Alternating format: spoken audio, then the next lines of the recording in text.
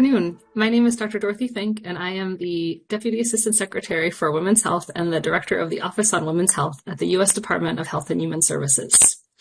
Thank you for joining the 2024 National Women's Health Week webinar entitled Shining the Light on Maternal Mental Health, Signs, Symptoms, and Support for Postpartum Depression.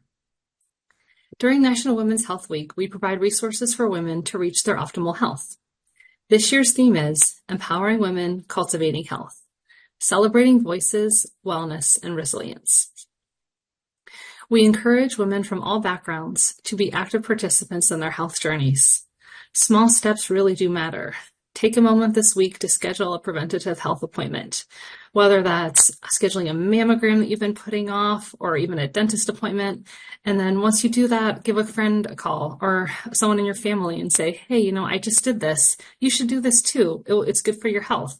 And small steps are going to get us on our journey to be the healthiest we can possibly be. We also encourage women to turn to family, friends, communities, and healthcare professionals with needs or questions about maternal mental health during pregnancy and postpartum.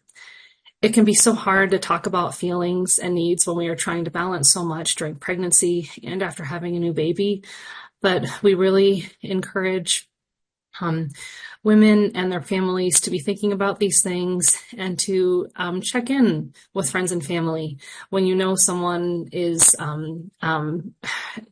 going through a pregnancy, recently postpartum, or even months postpartum, and you think, hey, give them a call, say, hey, how's it going? What can I do for you? Or tell me about how things are going for you and your family.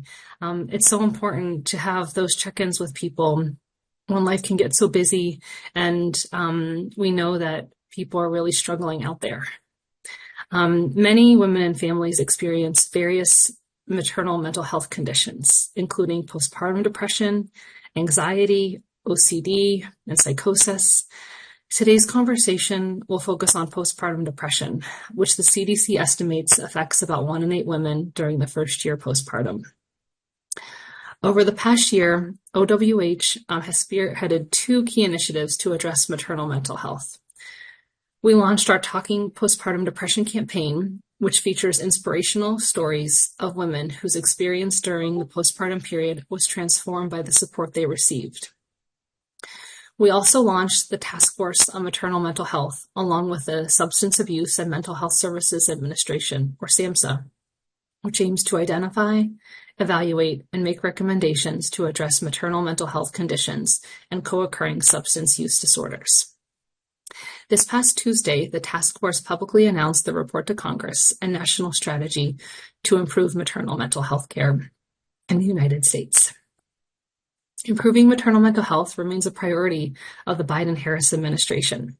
These examples are part of the broader federal efforts to address maternal health across the nation and are aligned with the White House blueprint for addressing the maternal health crisis. We look forward to engaging in meaningful conversations with you all today. Our panelists will share signs and symptoms of PPD, discuss the importance of support from friends, family, community, and healthcare professionals, and highlight ready-to-use resources for those seeking support and treatment options. Thank you all again for being with us today. To kick us off, we have a new National Women's Health Week video to share titled Maternal Mental Health, Know the Signs, and Reach Out for Help. Thank you so much. Being pregnant or having a baby can create lots of feelings. Some are wonderful, some are not so good, some are sad and lonely. No matter how you feel, know that many others have felt just like you and have gotten help to feel better. Many people experience hard times during pregnancy and in the days, weeks, months, and even the first few years afterward. I didn't know my mental health would change so much, or that there was an option to seek support. I didn't have the right words to even talk about it. Honestly, I didn't think that I would feel this way. Soon after delivering my baby, I didn't want to go anywhere. I would just hold my baby, and it was like, why do I feel this way? I was around people and stuff, but I just felt so alone. I was terrified my kids would be taken away from me if I told my midwife or doctor what was going on with me. Sometimes pregnant people and new moms are too overwhelmed to recognize problems or reach out for help themselves. The support of family, friends, coworkers, and community members is needed and valuable. A doctor, nurse, or other healthcare professional can help. Recognizing the symptoms of mental health struggles during or after pregnancy and sharing your feelings are the first steps toward feeling better. If you are pregnant, have given birth within the last few years, or know someone who has, please be aware that there are many signs that the help of a healthcare professional is needed, including withdrawal from family and friends, concerning changes in mood, appetite, sleeping, or crying, feelings which last 2 weeks or longer, like being sad, anxious, overwhelmed, and not connected to the baby. Please reach out for help right away if you have thoughts of harming yourself or your baby. Pregnant people and new parents who have experienced depression or anxiety before pregnancy can be at a greater risk for problems related to mental health during or after pregnancy. Stressful experiences like difficulties with pregnancy, childbirth, or infant feeding can also increase risk. For more information about signs and risk factors, please visit www.womenshealth.gov/talkingppd. Maternal mental health impacts the well-being of the whole family. Help is a text or phone call away. If you or someone you know is showing signs of maternal mental health issues, call or text the National Maternal Mental Health Hotline at 1-833-TLC-MAMA, 1-833-852-6262. All conversations are free and confidential. Thank you, Dr. Fink. Thank you to everyone that's on the panel in advance. I'm an obstetrician, gynecologist, have been for decades, and I actually work at CDC and lead a branch called the Infant Outcomes Monitoring Research and Prevention Branch within the National Center on Birth Defects and Developmental Disabilities. I have had the absolute pleasure to work with Dorothy and many others on this panel on the Maternal Mental Health Task Force that announced their national strategy and report to Congress in record time just this past Tuesday. I just want to thank you all so much for being here for this important conversation and for the focus on maternal mental health. As you heard from Dr. Fink, the topic of maternal mental health is a crisis. It is a major priority for many groups across the federal government, and there are many efforts to address what we know is a current crisis in maternal mental health. We're delighted to have the Talking Postpartum Depression campaign and the National Maternal Mental Health Hotline, which has all been driven by the White House blueprint for mental health crisis. And I can tell you as an OBGYN, I've handed out this hotline multiple times because at least where I practice currently, it is very challenging to care. So this hotline has been a game changer for many of my patients.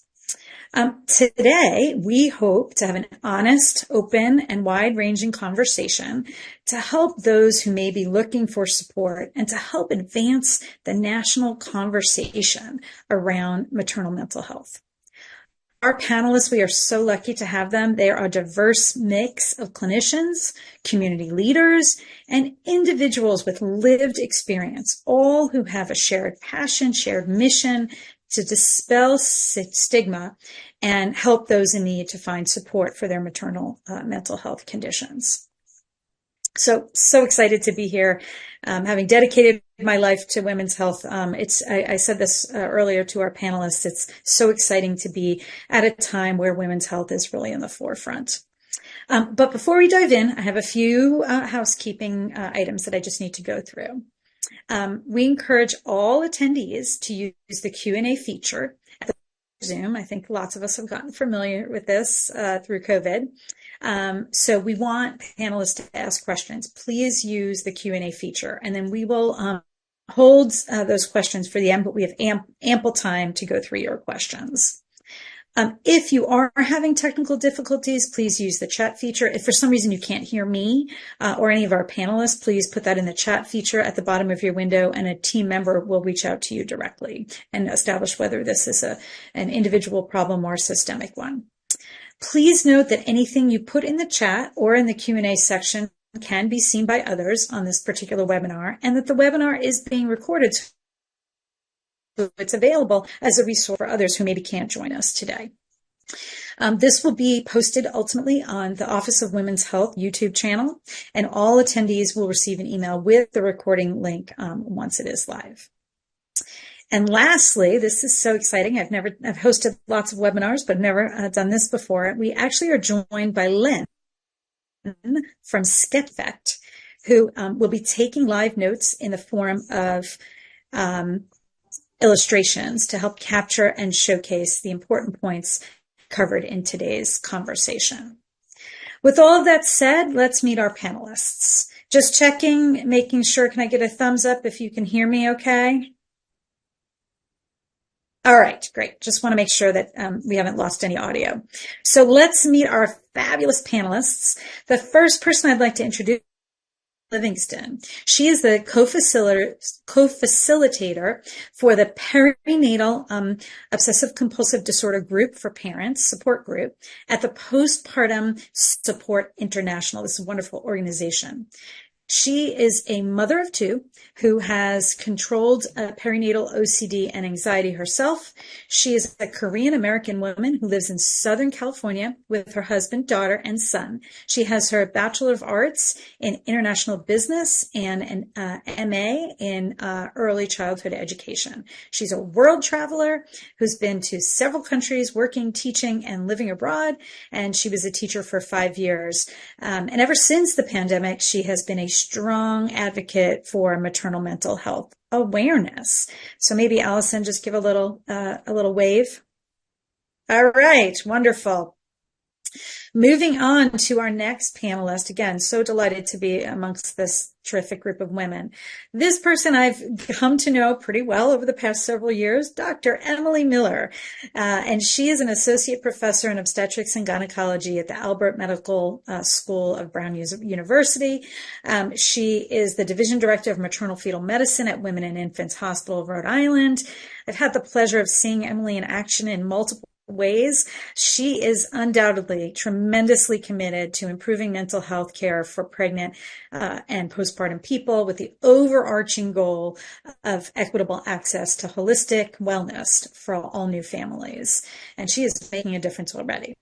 By bringing attention to the gaps in health services for perinatal mental health care, she has challenged the paradigm of our current obstetrical model of perinatal mental health and works to transform obstetrical care delivery to include behavioral health in a multidisciplinary way. And I'm just so excited to see all she's done to bring this to fruition, because I 100% agree we need a multidisciplinary approach. Emily, can you give us a wave? Great. Andrea Clark Horton is our next panelist. She's an attorney, an ordained Baptist minister, and a counselor. Amazing. Andrea is the director for the Perinatal Mental Health Alliance for People of Color with Postpartum Support International. She is also a pastoral care pastor and director of ministries at City Point Community Church in Chicago. Andrea is also, because she doesn't have enough on her plate, a PhD student on the clinical track of the Pastoral Theology, Personality, and Cultural program at Garrett Evangelical, I hope I'm saying that right, Theologic Seminary. Her research interests include equipping Black churches to better support women, birthing people, and families struggling with perinatal health issues, perinatal mental health issues, and she is also the mother of an amazing 10-year-old son, Grant Clark Horton. And I can say where I practice in Atlanta, the importance of churches is critical for our population.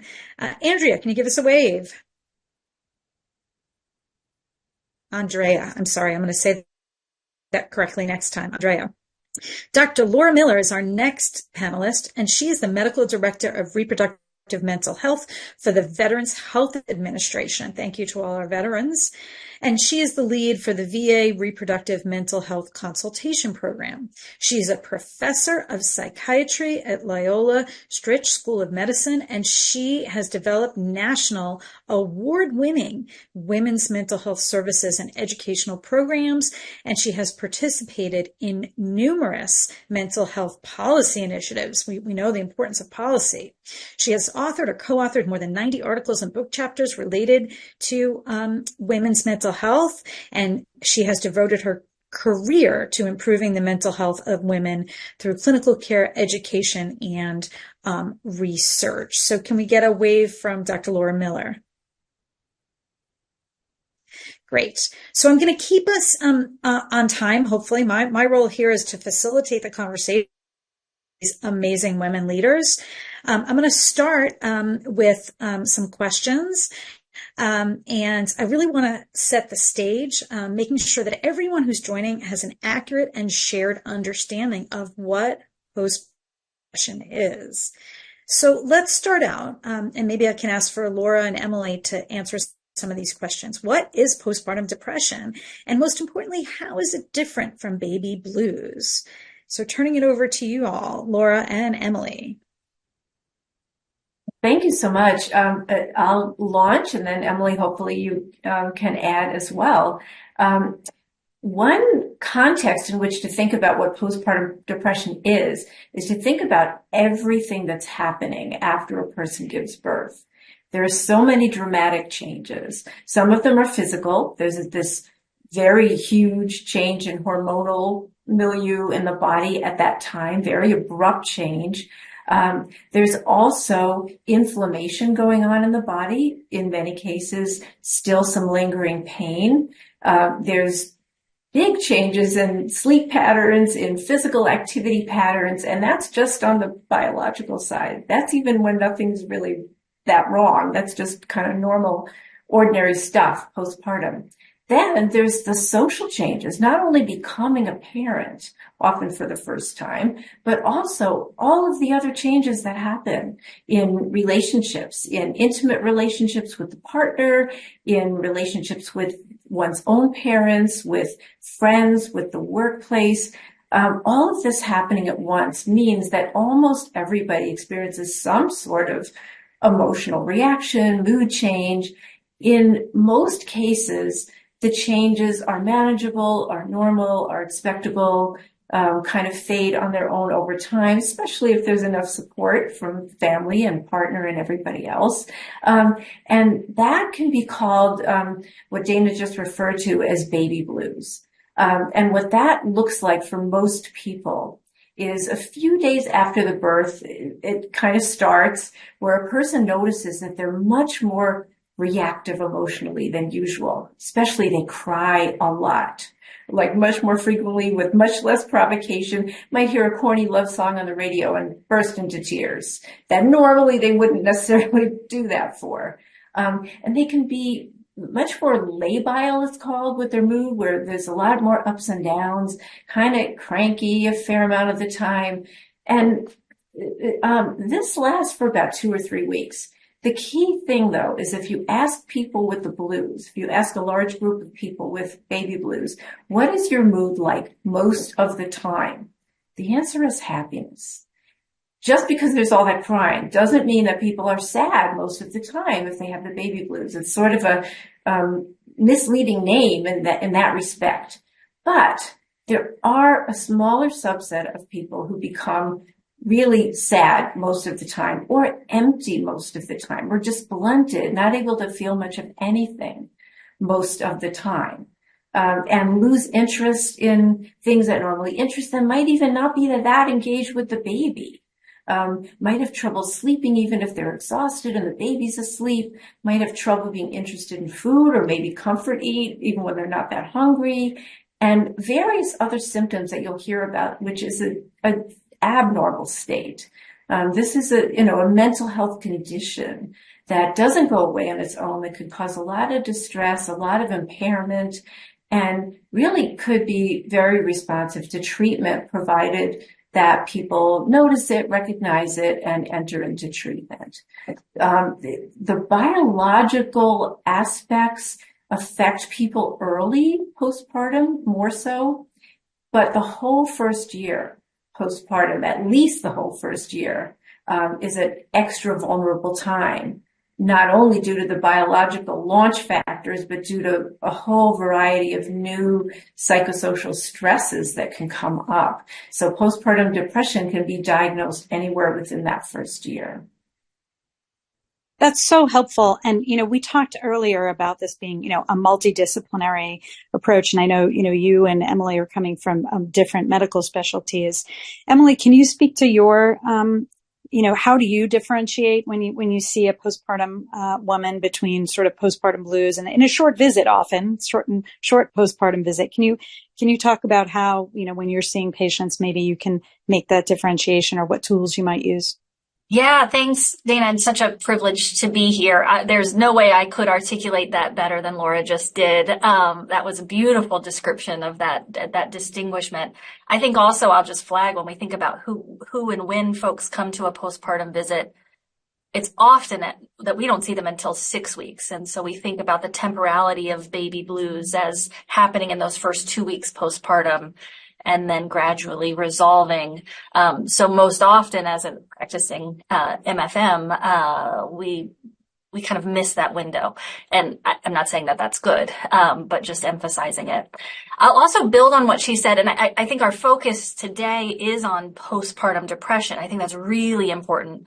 But I think we'd be remiss without acknowledging that a sizable proportion of folks who would, if we just screen postpartum, have postpartum depression, will actually have onset of their depressive symptoms during pregnancy, or even perhaps before pregnancy began.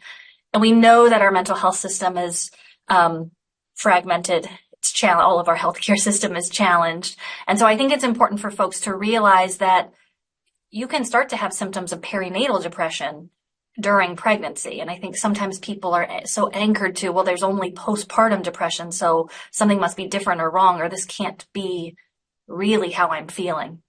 The other point I want to make, again, don't want to de-emphasize postpartum depression. It's so important, but there's a lot of other mental health conditions that we're learning are much more prevalent in the perinatal period. And when I say perinatal, I mean during pregnancy or postpartum.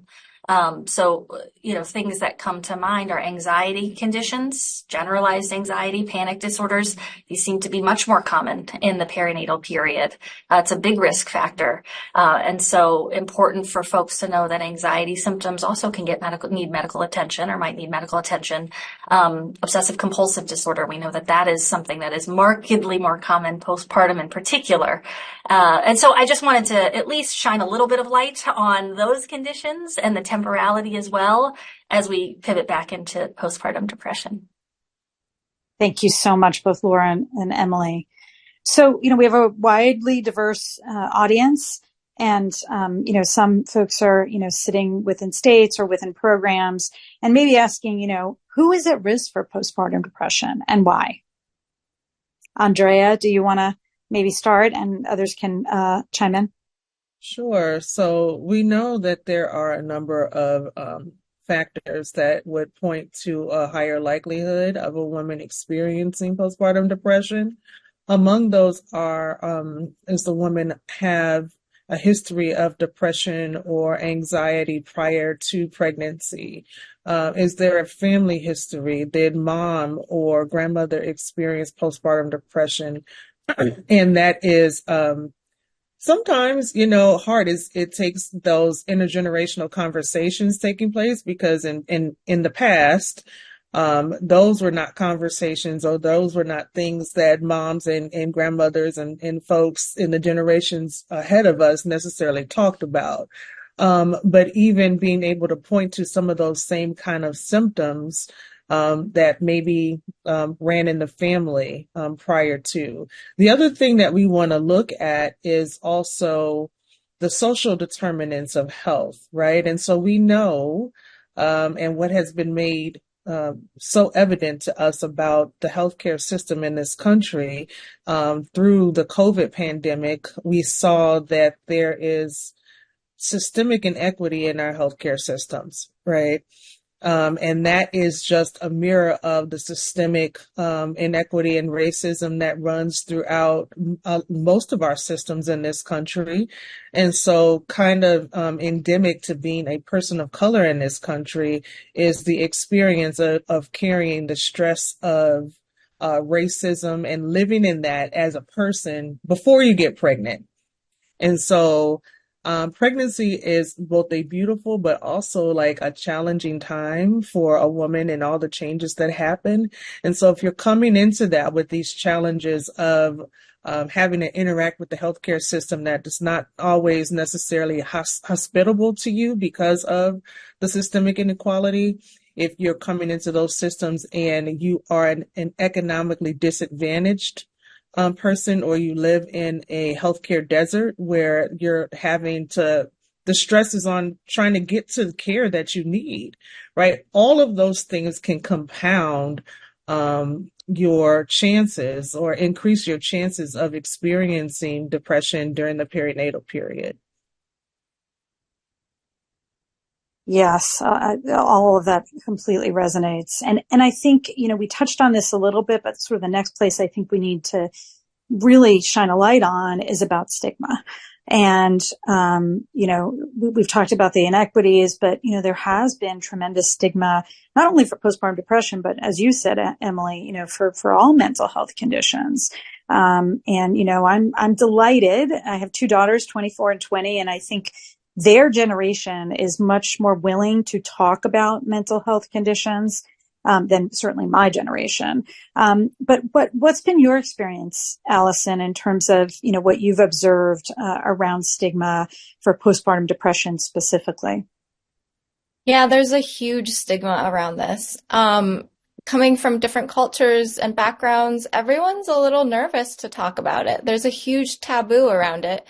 Mainly because you have these, like you said, giant shifts, dramatic changes to your physical, social life. And then you have this little new life and you're trying to really care for them and bring them and enjoy them, but you're also struggling. And talking about that is scary. It's hard and it's uncomfortable. So all of that can really add to the stigma, and often parents have intrusive thoughts or scary thoughts, and that is something you don't want to talk about at all.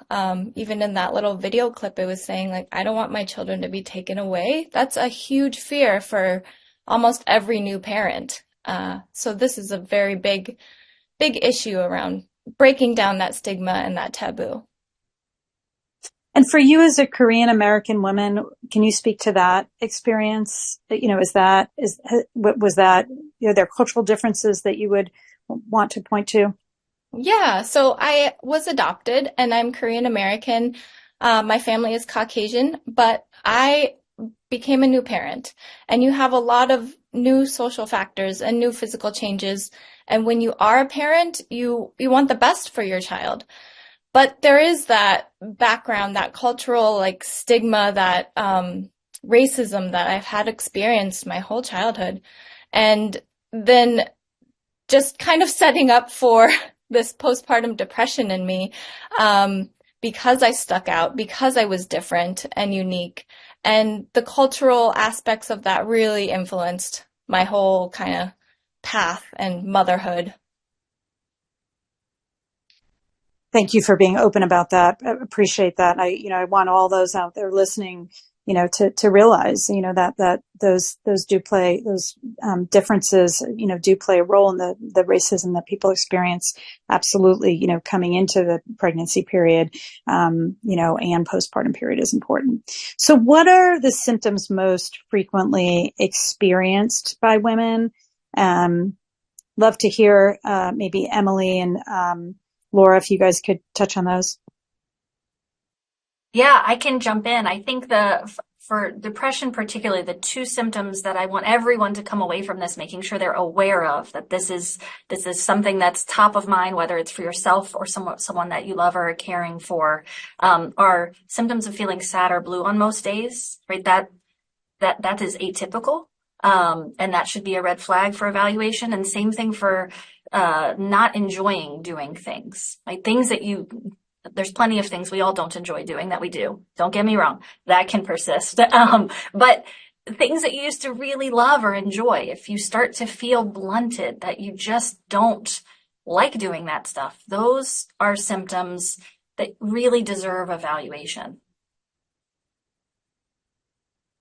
Laura, would you add anything to that? And maybe what are some less frequent symptoms as well? Sure. I would definitely agree that those are the most frequent symptoms and really key ones to look for. It's also worth noting that some of the symptom pattern is a little different when it's postpartum depression or perinatal depression compared to when it's depression at another time of life in a person. And one of the things is, as Emily underscored earlier, is that anxiety is very common, more so along with depressed mood postpartum than it is at other times when a person could be depressed. Also, a sense of restlessness or feeling agitated can become more common at that time. And a sense of being very indecisive and having difficulty concentrating, even like spending a long time in front of your closets thinking like, what should I wear today? Like way beyond the usual that any of us might have experienced this morning, but just really like uncharacteristically long. And also to get back to what Allison said before, it is very common, even if a person does not have OCD, obsessive compulsive disorder, to have thoughts that are like obsessions, that they keep coming even though you don't want to be thinking them. They just come over and over and over. And what's really common during postpartum depression is that those thoughts are about harm, and they can be about harming the baby. And that does not mean the baby is at increased risk of you actually harming the baby. It's been clearly proven that that is not the case. But the thoughts are very distressing, and it's really hard to share with anybody that you're having those thoughts because it's so frightening to imagine how people will react and how they will judge you when there's such a sense in many cultures that of the sort of the perfect mother syndrome, that mothers should never, ever have thoughts like that. But it's very common to have thoughts like that. That's so helpful. And I can say I didn't experience postpartum depression, but I definitely felt with my first daughter and probably a little bit with my second that I wasn't doing everything right, and the societal pressures are out there. So I agree with that. Andrea, we talked a little bit about differences, and I think you specifically talked about differences in Black women. Can you speak to how signs and symptoms might either show up differently or be expressed differently among diverse populations? Again, touching on, there are real cultural differences that play a role that have been influenced by, the history in this, in our country, that has occurred. So Andrea, would you like to just speak to that? Cause I want to make sure that we're shining a light on the full, plethora of, signs and symptoms that, individuals may experience. Absolutely, Dana. And I think this both ties back into Allison's response about stigma, and Dr. Miller's comments about some of the different ways that, or less common symptomology. So for a number of women of color, there might be this heightened sense of irritability. And it is, it's not uncommon, like we're saying. And sometimes what makes this so hard to discern and decipher is because this is a huge period of change in a birthing person's life, right? So you're not sleeping as much as you don't have the uninterrupted sleep. You don't have, the ability to do the self-care routines as you did prior to having this little person who you have to care for. But this heightened sense of irritability, like small minor things continuously, setting you off and making you snap at either your partner or other children. And what research has actually found, and this is very pronounced, I think, in women of Asian descent, but in other women of color, symptomology can be somatic. So it might manifest in headaches. It might manifest in stomach aches, pains in the body. And again, sometimes, women have a hard time distinguishing that because, again, your body is readjusting to having given, you're sharing your body with the little person for almost a year, right? And so your body is readjusting, but these uncharacteristic kind of like pains in your stomach, headaches, those kind of symptoms. And to tie it back into this idea of stigma, some of the cultural stigma in communities of color around mental health care, not just because of the systemic inequity, but because of what we believe generally as a society about mental health care, period. And that is not to be in control of or to feel like you lack some control of your sensibilities, of your mind, is seen as a sign of weakness. And so what happens, and I tell my clients that I'm in training to become a clinical therapist, and I specialize in this area, but I tell my clients all the time, the feelings you stuff in because you don't feel like you want to talk about it because of how you think that makes you look, they have to have somewhere to go. And so eventually you stuff them in enough and it starts to come out in these other ways. You're going to feel it in pain in your body. You're going to feel it in an excessive feeling of tiredness. You're going to feel it in you're being snippy for what you perceive to be no reason. You're going to feel it you're going to be overeating to kind of continue to try to stuff the feelings, or you're going to feel like you have no appetite. Right. And so all of those things, I think, but especially the somatic symptoms seem to be more prevalent in populations of color. Thank you so much for that. And this segues really nice. And I saw a question in the chat as well into women are not alone in this journey. Right. And so they have support networks, and we want to make sure that, what comes out of this webinar and really what comes out of, efforts in maternal mental health are that they're not alone, and we need to build up those support networks. So let's say you're, the spouse or a partner of a woman. How can women's support networks recognize, especially given what, you've said, Andrea, and others have said of, it may not be that they present, with I'm feeling depressed or I'm feeling sad, but some of these other either somatic complaints or, I liked your term, snippiness. So Emily, Laura, how would you counsel a partner? How would you counsel a spouse in terms of how they might be able to identify and recognize if a woman is going through postpartum depression, if it's not verbalized, in those standard ways? Yeah, I think this is such an interesting area, and something that we haven't done historically a very good job of in OBGYN spaces is incorporating the family unit in pregnancy and postpartum monitoring at large. And so I do health services research and love to think about ways that we can make sure that, the non-birthing parent, other support folks can start to get this education. So I think things are, it's about educating around signs to look out for. Not everybody with postpartum depression is going to come in and say, for most days of the week, I have a depressed mood and anhedonia, and here's my checklist. And it's not that obvious, but starting to notice that, your loved one is withdrawn or isolating themselves, not really interested when you're doing something that you guys used to love to do. Changes in sleeping or eating patterns, I think, are tricky. Sleeping patterns in particular, postpartum, because that is kind of defines new motherhood or new parenthood. Overwhelming fatigue, acknowledging that again, that's tricky. Fatigue is common. Or panic attacks, I think, are really good symptoms to look out for. But I also think in addition to educating support folks on what those symptoms are, I think the other gap that we really need to work on are educating folks on how to start and nurture that conversation.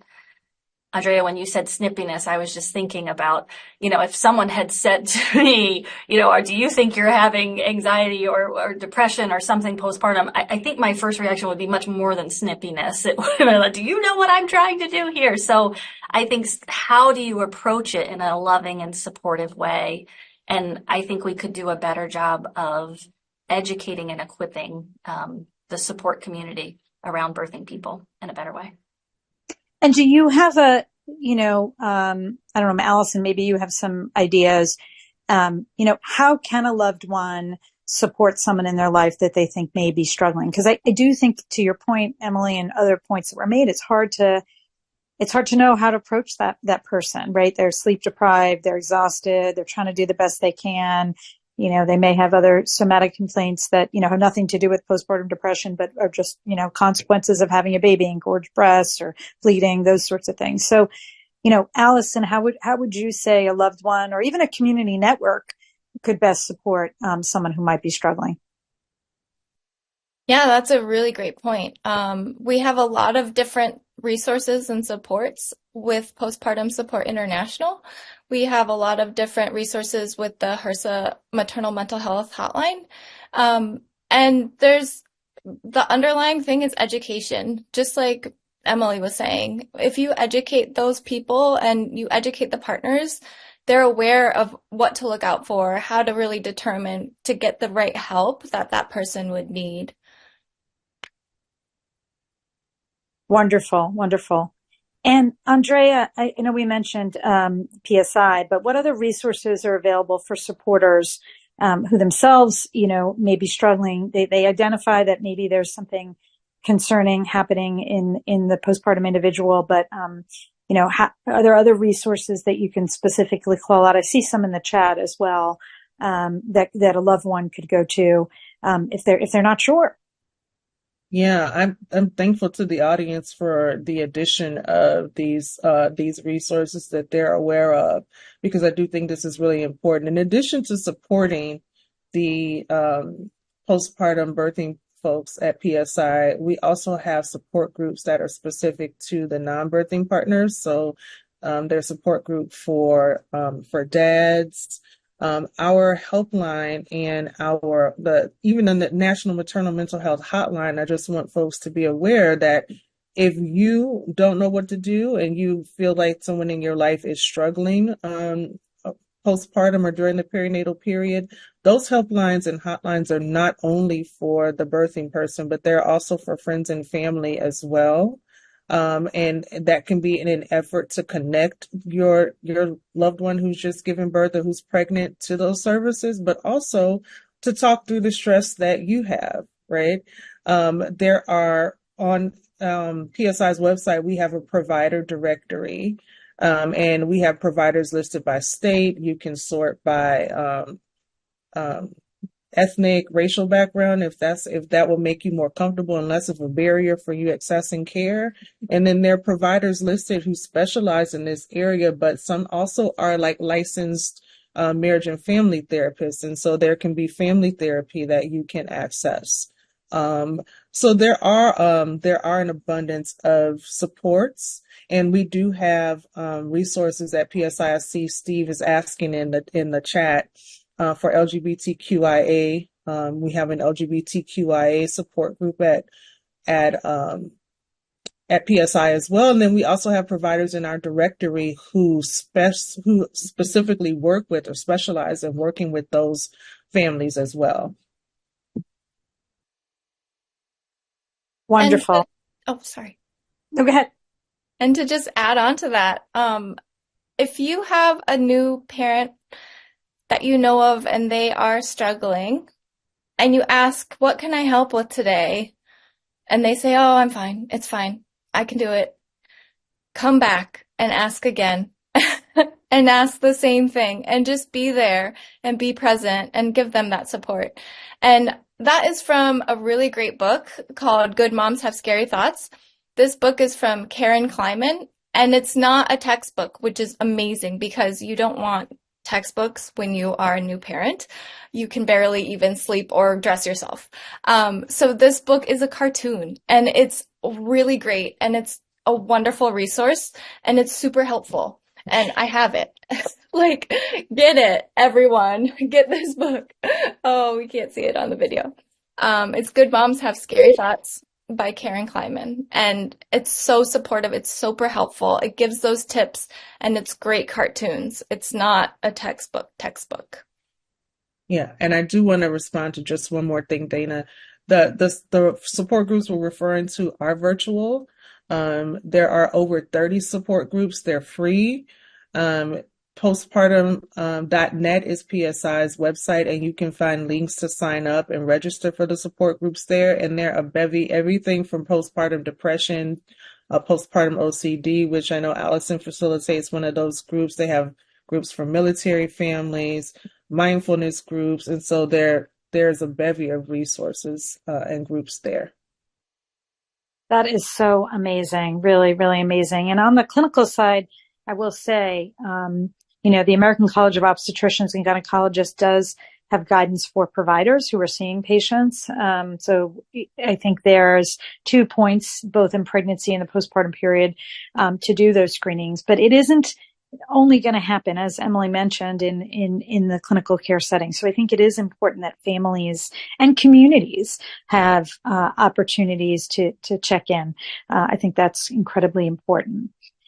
So I'm going to transition us to support and treatment for postpartum depression.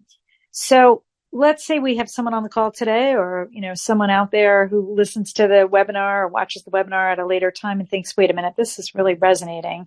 And she might be experiencing, postpartum depression. What are some next steps that she should consider taking?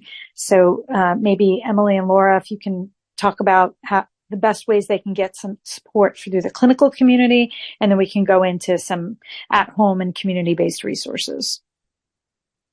Yeah, I can kick us off. I think 2 things that have been mentioned, but I don't think we can say enough about are the HRSA National Maternal Mental Health Hotline.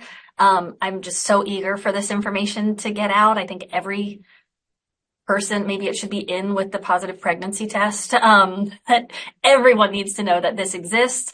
1-833-TLC-MAMA. Just an incredible resource to know that everybody has access to, and multiple languages, etc. I also feel like every talk I give on perinatal mental health is effectively like a love letter to PSI. The work that you guys do is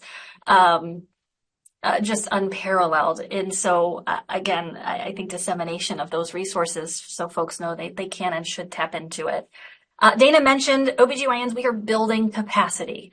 I think some, but certainly not all, perinatal folks see their OBGYN as the primary point of care or their clinician in that whole perinatal period. We haven't historically had a lot of training or education on the diagnosis or management of perinatal mental health conditions. And so there's been a huge push to try to educate people that are in practice, but also start with trainees, medical students, residents, fellows, to make sure that the future generation of folks is more prepared than at least how I felt when I went out into practice. So know that capacity building is happening. And if there happen to be any OBGYNs or midwives or obstetric care clinicians of any variety on the call, I think another resource that is worthwhile knowing is the perinatal psychiatry access programs. So if you are in your office and there is a mental health condition, you do not know what to do, your state may have a perinatal access program that you can pick up and call and have a clinician-to-clinician consultation to help guide you. And if you do not, because PSI does everything, PSI has a number that you can call if your state doesn't have a state-specific resource to help give you the support that you need. So I think those are really helpful. I want to make sure all OBGYNs know that they have that access. And Emily, I want to also say, and I know this may not happen at every institution, and then I do want to hear what Laura thinks as well, is who's the champion in the institution? So, I'll go into clinic on Tuesdays and, I'll say, well, it sounds like this patient needs to be started on, either some, therapy or, some medications. And, immediately my trainees will say, well, I'm not comfortable with that. And I said, well, let's get comfortable with Zoloft, like a couple of different meds. that you can get comfortable with. And, you always can consult Laura or, someone like Laura that has more expertise. But I think it's also finding those champions that will sort of back you up and give you the confidence, whether it's a colleague in your field or in another field. And that's why we really buy into interdisciplinary care. I have 3 or 4 SSRIs that I use pretty routinely, and I'm very selective serotonin reuptake inhibitors, which are great and pretty safe meds. So I use those quite frequently. And then if I get beyond my capacity, I phone a friend. So, I think it's important to also think about within your own community, where folks are practicing, who can help out. Laura, I don't know if you have other thoughts from a clinical standpoint. You need those champions who can help you. Sure. First of all, I very much agree with underscoring everything Emily said about PSI, about the hotline, super great resources. Funny you should mention champions, because if a woman is a veteran, or if a parenting person, a birthing person is a veteran, it's very well worth knowing that there are ample resources at VA. And one of the resources is an officially designated champion, at least one at every VA, called a Women's Mental Health Champion. And there's also another officially designated person at each VA called a maternity care coordinator. And those 2 people are available to provide any sort of needed resource and to help a person engage in diagnostic evaluation, in treatment, in support of all kinds. VA has peer specialists who are specifically trained to support other veterans. They themselves are veterans who have experienced mental health challenges, who have recovered, who have been trained to help others recover, and specific training is offered to the peer specialists at VA in supporting people's perinatal mental health as well.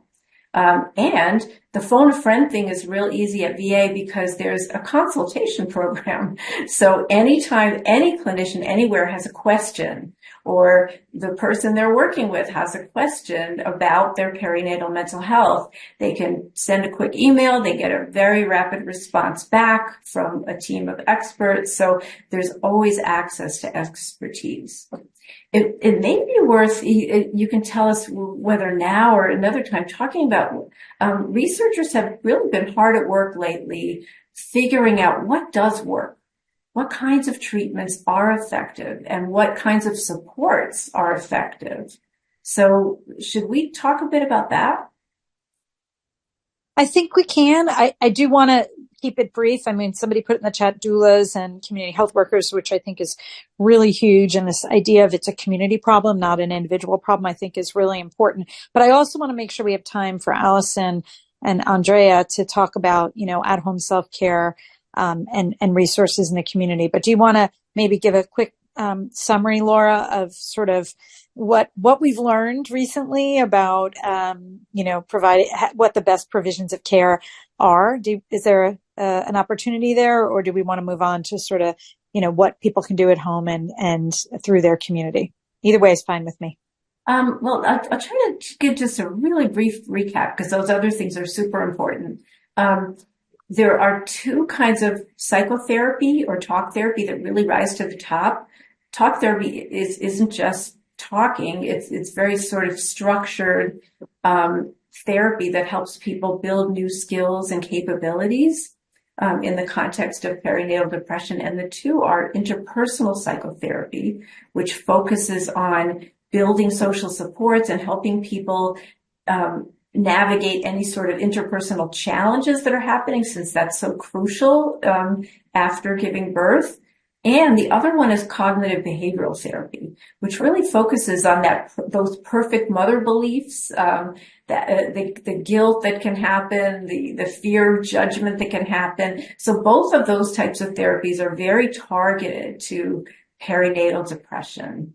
And then in addition, there are medications, and there's been lots more research lately about medications that can be safely taken during pregnancy if needed, or postpartum during breastfeeding or chest feeding if needed.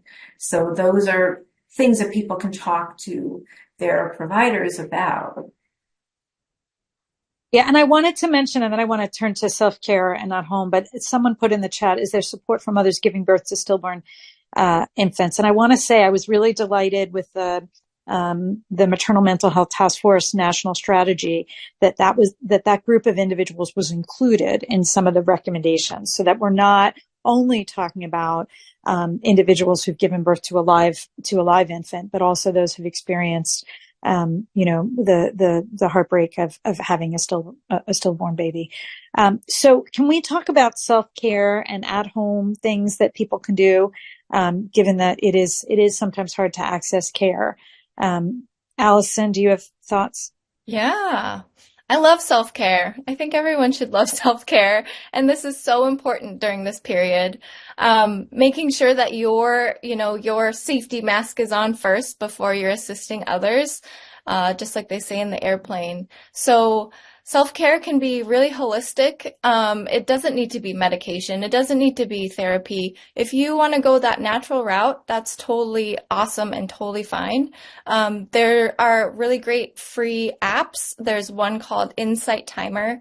This one gives you breath work and meditation. It's super helpful to do like calming and grounding and just learning how to breathe and having that self-care that way. There's also podcasts, listening to like so many amazing podcasts. I always feel like I'm getting smarter whenever I listen to a good parent podcast. And then having that mantra, having that like, I'm doing a good job, and you are doing a good job as a parent, reflecting on that and really making that resonate with you. That's super helpful. So if you don't want to go that medication, that hardcore therapy, whatever route, there's the holistic option, and that's really helpful. I also want to push public libraries. It sounds really interesting and kind of odd, but they all have free baby story time. They have a virtual option often, and you can make really good friends this way. You can have that community build, and there's plenty of education. You're in a library. I mean, there's books beyond our eyes can even look. So public libraries are a really great place to go as well. And sorry, go ahead. I was going to say, I agree. The other thing I did with both of my children is we went to this singing. It was very young toddlers, and even some that were not even walking yet, where you did different singing activities with the kids and introduced them to music. And I felt like that was a game changer and a lifesaver. Both the music was uplifting, but also the being around other women and other parents that were facing the same, struggles. I think was also, really, really important. And, I would just add to that self-compassion. Kristen Neff and EFF has done a lot of work around self-compassion. And if I say to all of the women that I mentor, or the women I take care of, we've got to embrace self-compassion and this notion I'm doing the best I can. And now here's an opportunity for me to, tell myself that I'm doing the best I can and have some self-compassion, that I may not have all the supports that I need, but that I'm doing the best I can and I'm doing a good job. And that mantra, I think, is really critical and really important. I'm also a big fan of yoga. I think yoga and mindfulness go hand in hand. I didn't come to yoga until later in life, and I wish I had it when I had my children, because yoga has been even just restorative yoga, not even the physical, but more the mental, has been huge. And I do recommend that, and getting really good sleep. Really good sleep. I tell my patients, if your baby's sleeping, you should be sleeping. And telling people, what do I need? I need you to give me some time so I can sleep, because sleep is critical for mental health. What about in the community? Andrea, Allison, you mentioned the libraries, other things in the community. We mentioned music classes, anything else where, playgrounds. I mean, what are other places? And of course, want to hear about, your work in the pastoral space, Andrea, and how that's been helpful to families. Yeah, I think I echo what Allison said, and playgrounds and parks. Someone put it in the chat as well. I saw a comment about getting outside and getting to the park. There are going to be other, even if your little one is not yet big enough to be running around and playing in the sandbox, but there will be other, parents there. It's a means of connecting with other people. I think Dr. Miller said earlier, it was either, well, there are two Dr. Millers. I just realized that. So I can't go wrong with this comment because one of you said one of you said it. This need to make connections with people who are sharing the experience, like at the same time as you have, like in self-psychology, this concept of twinship, right? Of making connections with people who are experiencing things so you don't feel so alone. And so support groups is definitely one way of doing that. When I had my son, and I was an older mom, so I was 37 when I had him. There were groups of women who I was friends with who were not moms, but they had friends who were about my age and their friends were having babies.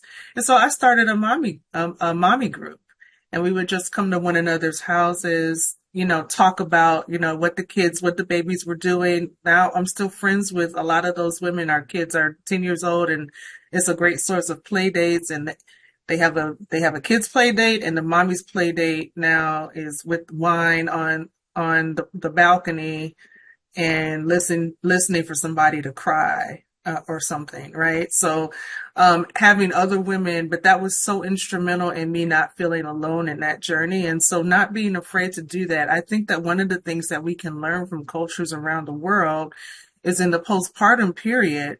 It is very customary for families, for women in other parts of the world to allow for the village.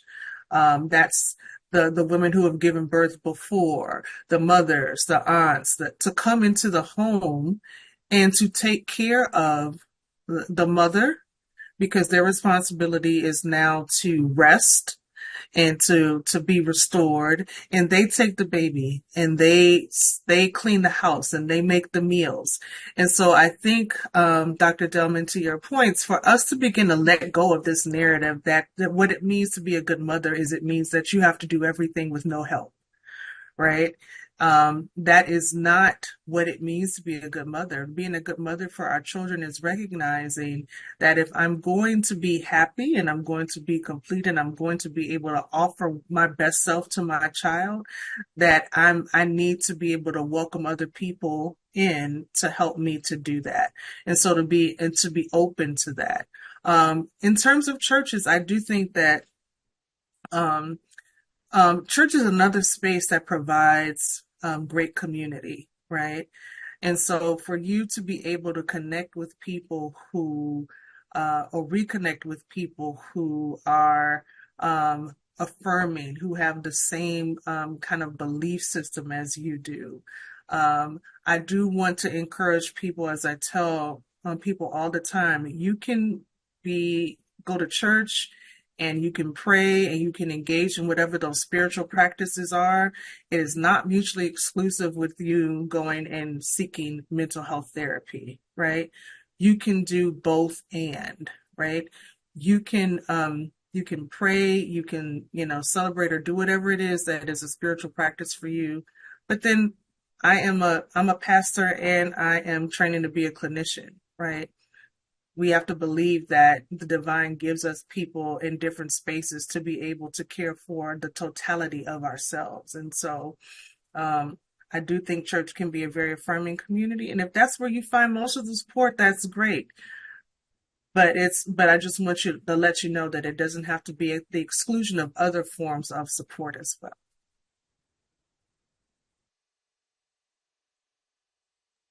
Thank you so much. I definitely wanted to touch on that component.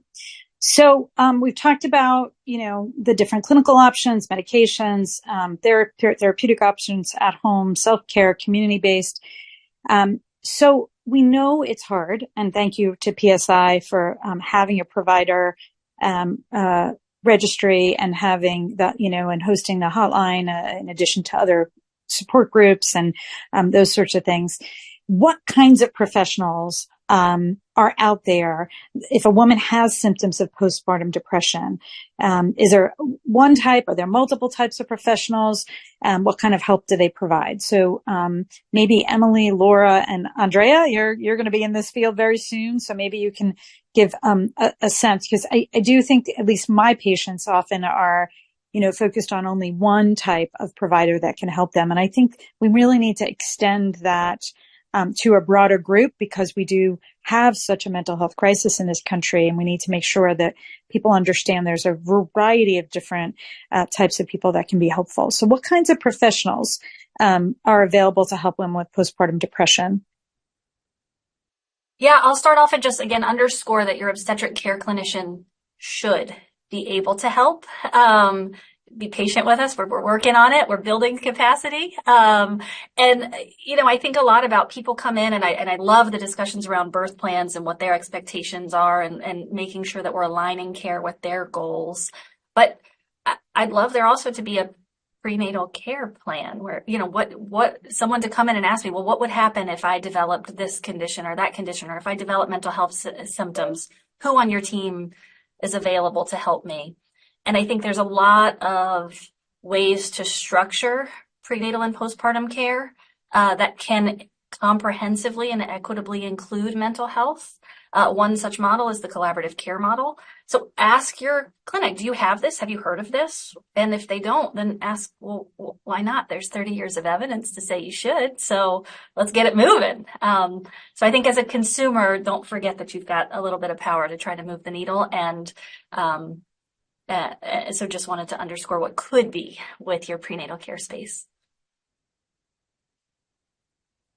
Laura, maybe you can also talk about for veterans as well. Sure. I would say in general, in addition to the obstetric care providers, there's a subset of people who have different needs. So there are people who do need medication or need to at least consider medication. And those are the ones that have really severe depression or very biologically based depression.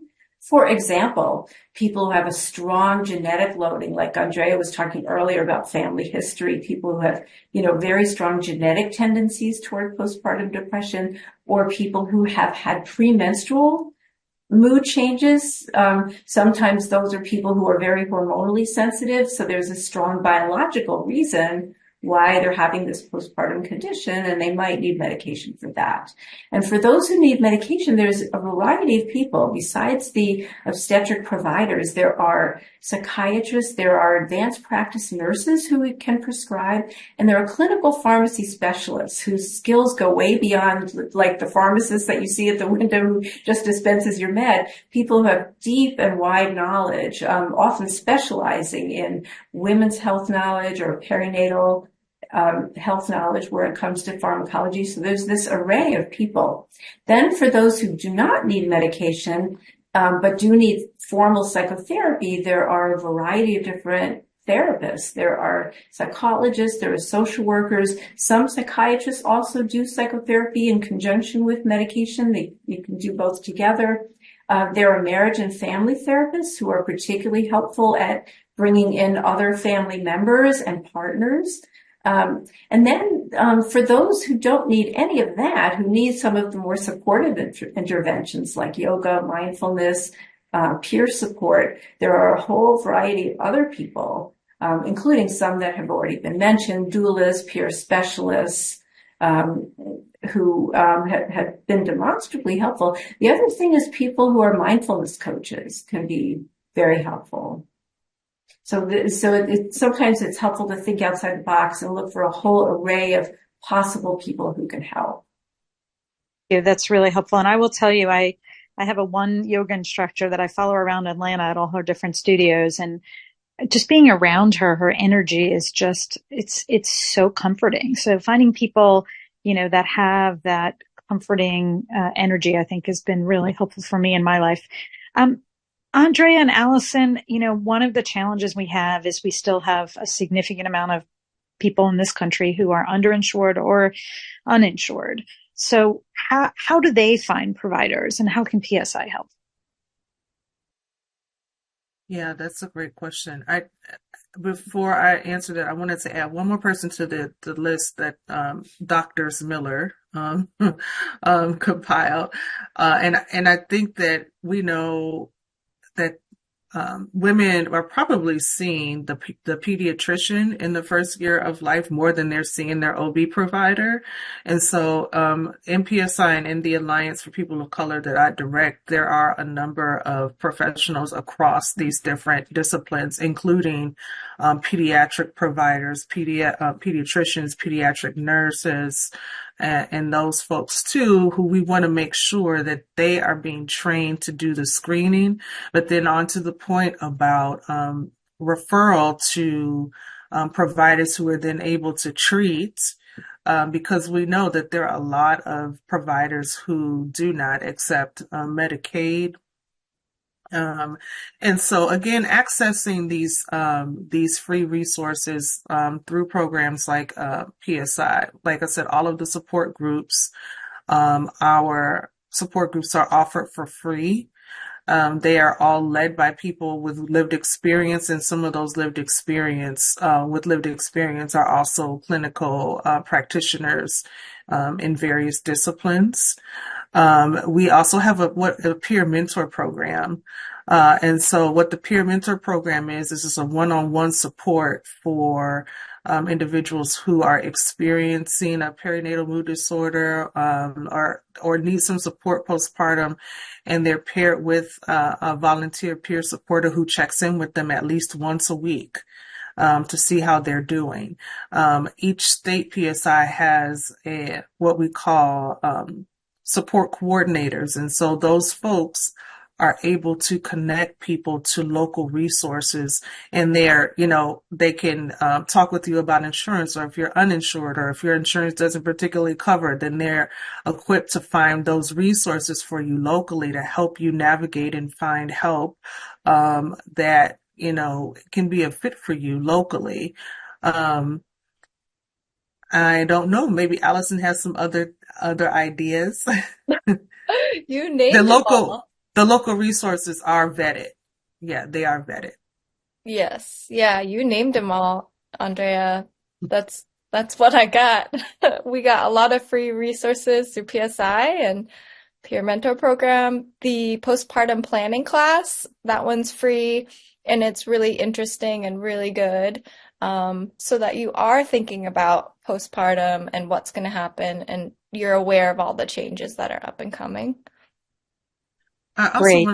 I also want to support one more thing. I know that there's some hospitals where the women's health social workers in the hospital are able to provide care during inpatient admission, but for some of them, you might want to inquire as to whether or not those social workers are sometimes able to provide a few visits without additional charge post-delivery for families. And so you may want to inquire with the local hospital system if that's something that your social workers are able to offer as well. That's great. And I will say we at CDC are really forging stronger relationships with the nurse midwives, the nurse practitioners, both the psych nurse practitioners, the family nurse practitioners, the pediatric, and even the women's health nurse practitioners. So that's a big area, within the hospital. I think someone asked a question earlier about, what before they leave care can we ensure we're doing?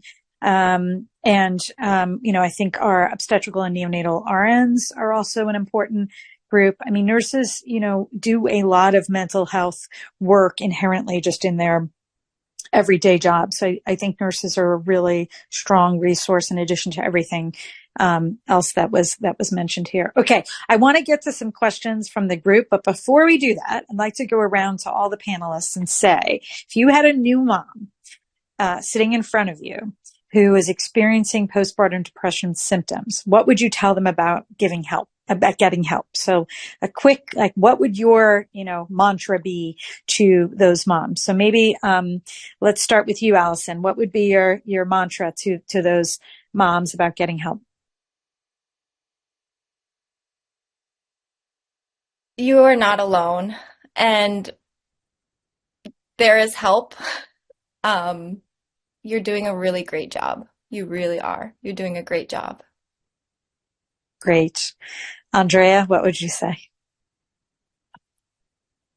I would also say that there is light at the end of this tunnel, that I know you don't feel like yourself today, but that healing starts with getting help, and that healing is possible, and this is not going to last forever. You can get through this. Let us walk through this tunnel toward that light. Well, that doesn't sound good. I wouldn't say that, because it has other implications. But there is light. There is a light at the end of the tunnel. Healing is possible. Great. Laura, what would you say? I think those are great messages. As a psychiatrist, my first default would be I'd have to listen before I said anything. And I'd have to hear, where is this person at? What is her hesitation? If she does have hesitation for entering treatment, and kind of take her where she is. And Emily. Yeah, I love all of these so deeply. I think emphasizing you are strong, you are enough, and you're worthy. And everything else everybody said. I agree. And I think mine would be, I hear you and I'm walking next to you. That feeling of being alone is just so hard for people who are experiencing mental health conditions. So just knowing that they have someone on the journey with them, I think is really, really important. Okay, we're going to transition to some of the Q&As that you all have submitted, and I hope we can get to as many as we possibly can. We do have to stop at some point, although I could talk about this for many, many hours. So maybe the first piece, and this comes up a lot, so maybe Emily, you could help with this. Can you talk about the intersection between postpartum depression and difficulties with breastfeeding? And specifically around, medication treatment options with lactation and concerns about that aspect. So can you address that? Because I know that's a big area. And I will just say my own personal opinion is we haven't had enough research in this country around the intersection between medications and breastfeeding. And that's in the Maternal Mental Health National Strategy. We made sure we got it in there. So know that we're trying to move that bar. But Emily, how do you handle this with your patients? Yeah, and I think there's two arms to this. One is there are not enough structural supports for postpartum people to breast or chest feed. There just are not. And the postpartum people deserve better. Our families deserve better. And so I think just the act of breast or chest feeding and trying to, worries about supply or going back to work and milk storage and all of these things are so woefully inadequate that I think undoubtedly they contribute to stress and thereby postpartum mental health symptoms. So it's certainly important to acknowledge that. I also think it's important to remember that the concept of what we call in medicine the relative infant dose, right? And these medications that we're taking are broken down orally into all kinds of byproducts, all kinds of other stuff. And very little of it gets into the bloodstream. And it's only once it gets into the bloodstream that it can get into breast tissue and then get into human milk. And so as we think about each of those steps, most medications actually offer very little infant exposure. And I'm not saying we need to not have research or have lactation writ large without that information. But I think for most of the psychiatric medications that are available, we actually do have pretty good data on safety during lactation. And so I think the fear is to totally acknowledge it. But we need to get the information out that most of the time, in fact, the overwhelming amount of time, that these medications are okay. That is so helpful, Emily. And I agree. I always think we need to make sure we have women's health research being first and foremost. And if you haven't seen, the White House, Jill Biden has put out information in terms of expanding the amount of research, not just in the maternal health space, not just in the breastfeeding space, but across all of women's health. And we still have a ways to go before I think we have all the information that we need around this. I had another question, which I think is really important and very insightful. It is around adoptive parents. Some adoptive parents experience similar symptoms, but this person is asking about, that depressive symptoms among adoptive parents. And I think also as we see more and more of same-gender couples, male couples that are adopting, we need to be thinking about that literature as well. I just went to a shower yesterday of a same-sex male couple that have done a surrogate and are expecting their first baby on January 6th. And there isn't much research out there. So I think this question of, even if you're not the person physiologically who gave birth, there still is this increased risk, just the transition and care and in your life and all of the pressures that we talked about. So, thoughts, maybe Laura, I don't know if this is an area where you have a better sense of the literature. I certainly don't. And was thinking to myself yesterday as I sat in the shower that, gosh, I should really know this, but it really isn't something I've looked at in the literature in terms of the rates of depression in adoptive parents and in families that maybe weren't the person that gave birth. Thoughts? Yeah, I think from a research point of view, there really is a paucity of data. I don't think we have good prevalence figures. As a clinician, I most certainly do see that this happens. And as you said, that there are some aspects of vulnerability to perinatal depression that are direct biological consequence of physically giving birth, and most are not. So all of those other factors, those psychosocial stresses that happen to adoptive parents, plus unique stresses that have to do with being an adoptive parent instead of having given birth directly physically yourself, and feeling less social support and perhaps a different kind of stigma, more stigma. So it can be sort of a socially isolating experience. So more research is needed in that field. And I do want to place a call out to Christine's point in the chat that just going backwards a bit into the breastfeeding question, our stance is women make a choice of how they're going to proceed with infant feeding. So we want to support that choice, whatever it is. And I think that is really, really important. It goes back to this concept that I sort of raised at the top of the webinar, around the perfect mother and these societal expectations that come into play. And we want to support women regardless of what they choose, how they choose to feed their infant. And we want to support families, regardless of, whether it's an adoptive family, whether it's a same-sex male couple, whatever. So I think we have to make sure as we build in this infrastructure and we focus on maternal health, we think about it across the board and not in a tiny little narrowly focused way. So that's something else that's definitely, on my mind. Another question I thought would be really great to talk about, and I'll be honest, I didn't know much about this until maybe a couple of years ago, and I feel a little bit behind, but someone asked here, I'm wondering if someone can speak to the adoption of a trauma-informed care approach as a primary model of care for all perinatal care services and a way to identify, care for, and minimize re-traumatization. And to be honest, the first time I heard this term, trauma-informed care, I had absolutely no idea what it meant. I don't know if other OBGYNs around the country know, what that is, but I didn't really understand it. It was sort of something that didn't seem like it fell in my purview. So I don't know if, you want to talk about this, Laura, or if you have thoughts, Emily. I do feel like I'm a little bit behind.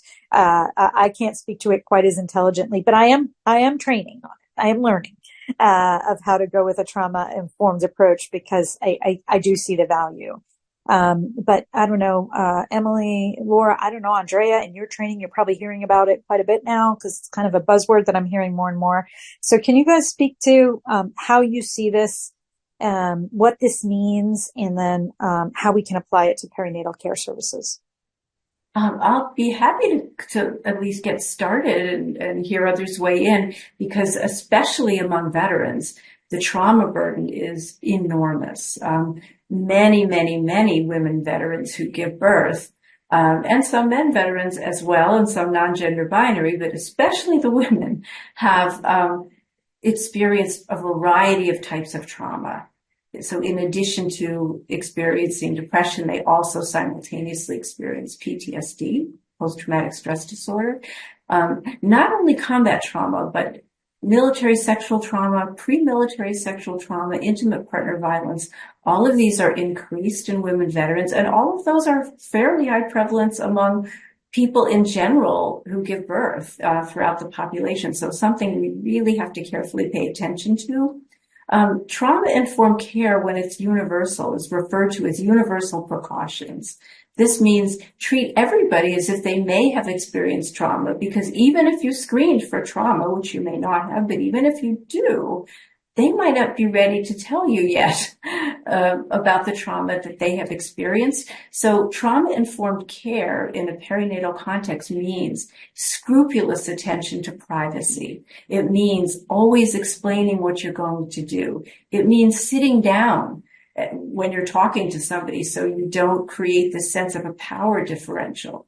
It means asking people if there are likely to be certain kinds of triggers, like certain positioning on the table or certain kinds of draping that might bring up or evoke memories that are difficult for them, and finding alternatives, finding a different position, finding a different form of draping, etc. So there are a whole panoply of things that one could do, and they make an enormous difference. Other thoughts? Andrea, I'm curious what you're learning about in your program. Yeah. So I think that we should come to a better understanding about what the definition of trauma. And so as I'm working with clients, I lean toward the definition that the American Psychological Association has, and I'll just read it. Trauma is an emotional response to a terrible event like an accident, crime, natural disaster, physical or emotional abuse, neglect, experiencing or witnessing violence, death of a loved one, war, and more, right? And so it's this idea of there are these very, the emotional response to these very difficult events to either have happened, including like you're part of a natural disaster or fire or something like that, or that you witnessed those, and that we should know that a lot of times what happens with providers in this space is that we are sometimes secondarily impacted by the trauma that maybe a client that we're caring for has undergone. So I can imagine as OBGYNs that you may have cared for women who were the subject of rape or sexual abuse, and that's how the pregnancy occurred, right? And so there's a secondary effect of that. So trauma-informed care really is, I think, as Dr.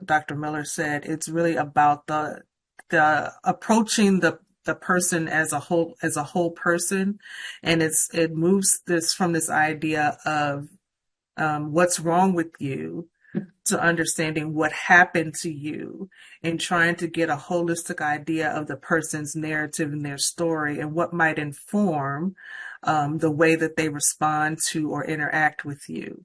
And I think about clients who've had terrible experiences with doctors as children, for example, right? That might inform how they show up and how forthcoming they're going to be with you as an adult pregnant person, in the room when you're attempting to do a history and do an exam, right? They may prefer a practitioner of their same gender because of there having been some abuse or something of that nature in their history. And so just being sensitive to, and I think kind of I used to work in a hospital as a chaplain, and one of the things that our hospital system one of the core values was patient autonomy. And so really honoring the way that the patient needs and wants to be cared for because of their individual experiences is what I think of when I think of trauma-informed care. This is so wonderful. And I will tell you, having been in the fields of women's health for 3 decades almost, Once I started asking the question about how many of my patients have experienced some form of abuse, sexual assault, etc., it was mind-blowing how many. And so I do think, that's just one type, obviously, of trauma, but I mean, it really, it's so pervasive, and it's, and then you add other types of trauma onto there. I mean, I'm 100% on board with learning how to ensure a trauma-informed approach. I think the challenge is, how do you do that with the current limitations of having such a short period of time to be with a patient? And so this is where I think when we started at the top of the hour, we want to make all these changes, but we have to think about systematic changes that are going to allow us to do this better. By the way, I also had very little training on breast milk storage and all these things, and I had to learn it all while I was, with my first daughter, and then had to figure it out. Now I can counsel patients on it, but I had absolutely no idea, because in medical school and in an OBGYN residency, I didn't learn anything about how long can you store the milk and, all the various aspects. So we still have a ways to go. And again, my theme here is that we have not had the same attention to women's health issues over the course of my career. And we have this opportunity now to really ensure that we do. And don't even get me started on menopause. We can talk about that another time. Now that I'm almost approaching that, I'm like, where's all the research that I need? I want to profoundly thank you all. I mean, this was not only so informative, but so genuine and so open and so honest and so real. I can't thank you all enough, Allison, Andrea, Emily, Laura, for taking the time today, but also for bringing yourself to this conversation and just being real, and sharing your own experiences and your own thoughts, both as a professional and as a woman. So I can't tell you how much I appreciate that. I think this conversation reinforced the importance of maternal mental health as a priority area and as a crisis. Hopefully it also raised the broader issue of women's health. But I think really we tried to focus a lot on postpartum depression and making sure that we can take what we know currently about postpartum depression, which is probably the best researched maternal mental health condition, and take that further and make sure we get what we need for women who are suffering from postpartum depression, but more broadly use the same paradigm to think about all the other mental health conditions and the intersections with things. So thank you to those who have joined as well. Thank you if you are an individual who came to become educated, if you're a provider, if you're working at a state level, if you're in advocacy. It's really going to take the collective village for us to address these issues. And dispelling stigma cannot be emphasized enough here, and addressing openly and honestly, how some of the challenges in our society, in our country, have impacted women and women of color in particular. I want to highlight several resources. We're going to put together the list of the comprehensive resources that we heard, because so many of you provided us with additional resources. We do want to focus on the National Maternal Mental Health Hotline, which is free and available 24/7 to women and their supporters who may need help.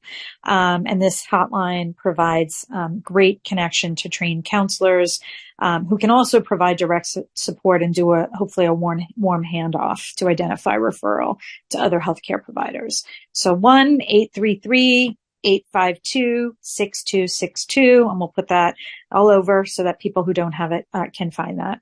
We also want to mention the National Suicide and Crisis Hotline at 988. So just those three numbers for real-time support and referrals. Lastly, we encourage everyone to explore the Talking Postpartum Depression campaign to learn more and access ready-to-use resources. And the campaign can be accessed on the Women's Health, HHS.gov website. And then please, if you haven't had a chance to look at the Maternal Mental Health National Strategy and the report to Congress, I'm very proud of that.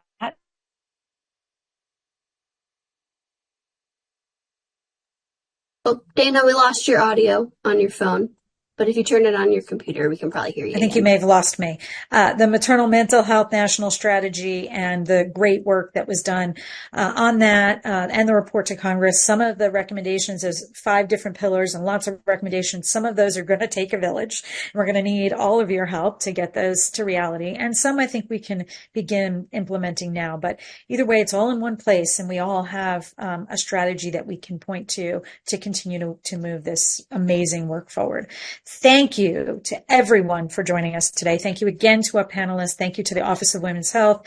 Thank you to Danielle, Augustine. We will have this webinar recorded, and it'll be available soon on the OWH YouTube channel, and hopefully we'll have links at the CDC website and maybe even ACOG as well. You will all receive an email with the recording link once it's available. And if you have follow-up questions, please do contact the Office of Women's Health at womenshealth@hhs.gov. Thank you, thank you, thank you. I really am so invigorated to see all of the attention on women's health, on maternal health, on addressing, what are real issues that women are facing out there in our country every single day. So thank you for joining, and thank you for being part of the movement to wellness for women. So thank you.